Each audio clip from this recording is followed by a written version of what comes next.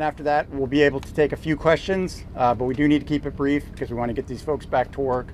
With that, I'd like to introduce Rear Admiral Shannon Gilreath. Hey, good evening, everyone. First, I'd like to say thank you to all of the first responders that have come out today to assist in looking for these individuals. We've had tremendous support across the state and county and city and federal enterprise. You've seen for yourself the helicopters flying over, the small boats that are out there, the Coast Guard cutter that's out there, the boats that go back and forth bringing people out on scene to search for these individuals. So thank you to this entire community for helping in that regard. Second, I want to say thank you to the community for the outpouring of support to those first responders, and in particular the outpouring of support and prayers and support for the families of the 6 individuals. So I would like to announce tonight that based on the length of time that we've gone in this search, the extensive search efforts that we've put into it, the water temperature, that at this point we do not believe that we're going to find any of these individuals still alive.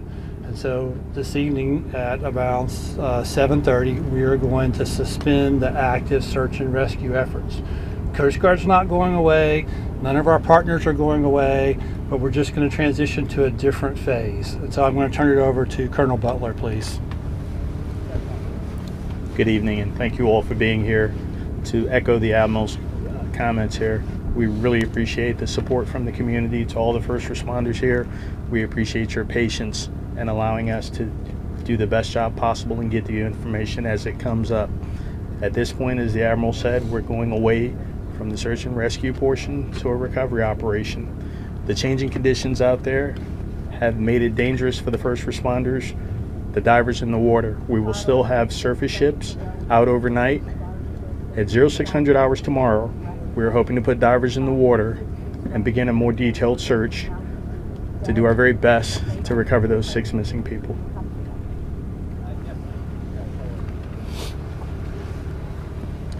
Thank you. With that, we have time for just a few questions. We know there's a lot of questions that still have to be answered, and we do have time for just a few. So if we could take a few, please. So do we think it's still just 6? There's talk of maybe other cars on the bridge? All the information we have is 6 individuals. Got it. Yes, sir. Can you go into detail about how difficult this might be for the recovery phase of this now? Like, what kind of challenges are you up against? Well, I'll start by saying I'm going to turn it over to the experts on diving. I'm not an expert on diving, but we've got very difficult water temperatures. You have structures from the bridge that are in the water that can move with the tides and currents, making that dangerous for divers and people in the water to actually try to do recovery. And we do not want to injure any of these first responders in this recovery effort. We absolutely want to be as safe as possible for everyone involved in this. And I'll let see if Colonel Butler has anything he wants to add. Can you go into specifics about what the search and rescue entailed? Like, were there scuba divers, or was everything above water, sonar, any sort of equipment that might have been utilized over the past 12 hours? From the outset, we moved all those resources in with dive teams from various state, local, and county agencies. We also use sonar. We're doing our very best in some very difficult times and difficult conditions, which is why we're making that transition now. The last thing we want to do is put divers in the water with changing currents, low temperatures, very poor visibility, and so much metal and other unknown objects in the water. All it takes is one object to strike an individual, and all of a sudden we have a first responder trying to recover another first responder. I think at 0600 we'll find ourselves in a better position to understand the dynamics of what we're dealing with and to address the issue in a much safer manner. Did the authorities have 6 IDs now, and have those victims each been contacted, those families I should say? I can't speak on that. That's still in the investigative portion of this. Can you speak to some of the difficulties in actually retrieving the remains? Have any remains been retrieved so far? We've also heard reports that there might be individuals trapped inside of vehicles, that there might be debris that has made it more challenging for FBI and other law enforcement to deploy. All of that is unknown at this point, and as I said, we have to cease operations. We can't start again until we can ensure the safety of those divers and the rescue personnel that are going to participate in this.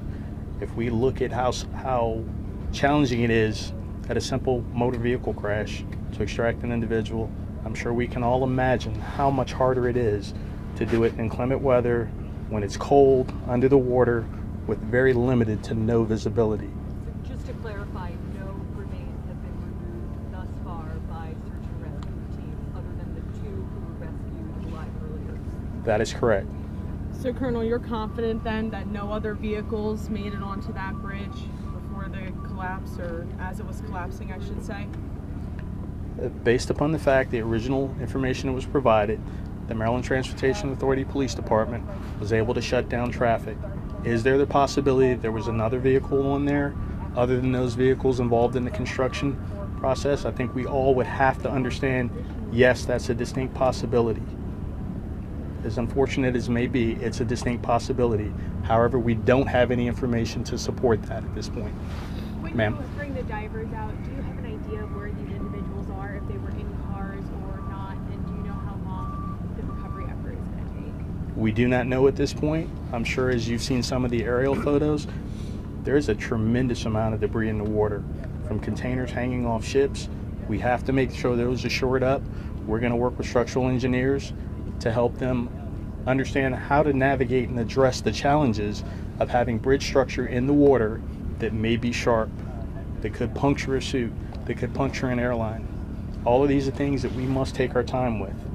Do you know where the victims are located? This last in the water? question, by the way. I'm Do you sorry? know where the victims are located in the water? Have you been able to find them yet, or if they're in cars or not? At this point, we do not know where they are, but we intend to give it our best effort to help these families find closure. How might inclement weather tomorrow impact the recovery efforts? Very clearly it could, but we're going to do everything in our power to help these families find closure.